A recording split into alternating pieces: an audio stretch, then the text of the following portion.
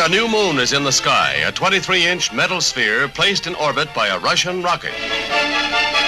The reaction was one of astonishment and concern, for it was now known that a potential enemy was at least temporarily ahead in developing means for space travel.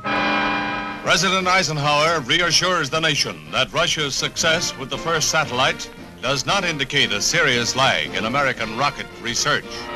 The morning of November 8, 1957, at Huntsville, Alabama.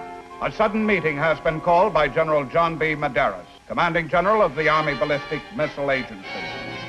I promised the Secretary of the Army that we would be ready in 90 days or less. All at once, Americans were interested in the oncoming age of space. And with the curiosity came a mounting, swelling demand to get a satellite into the air on the double. But there were disappointments.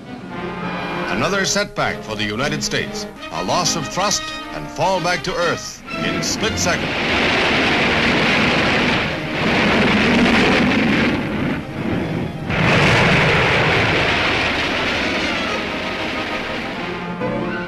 But meanwhile, far across the country at the Jet Propulsion Laboratory, a sprawling 80-acre research and development complex in Pasadena, California, scientists and engineers were racing toward the same deadline: 90 days to put a satellite into orbit. The Army is requesting the Jet Propulsion Laboratory to provide the following programs. First, the additional high-speed propulsion systems required. Second, the orbiting missile or satellite. And third, the necessary instrumentation to record and transmit the scientific data assigned to this experiment.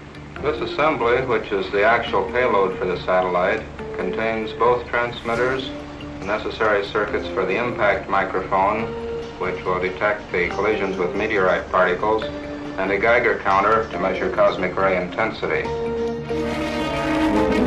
At Cape Canaveral, Florida, the Army's Jupiter C rocket is readied for America's second attempt to launch a space satellite. The hours-long countdown approaches zero, a moment of enormous tension, for every missile launching is still an experiment. Any one of tens of thousands of things can go wrong, with catastrophic results. But all that can be done to assure perfection has been done. The moment is at hand. The countdown reaches zero. By command, by command.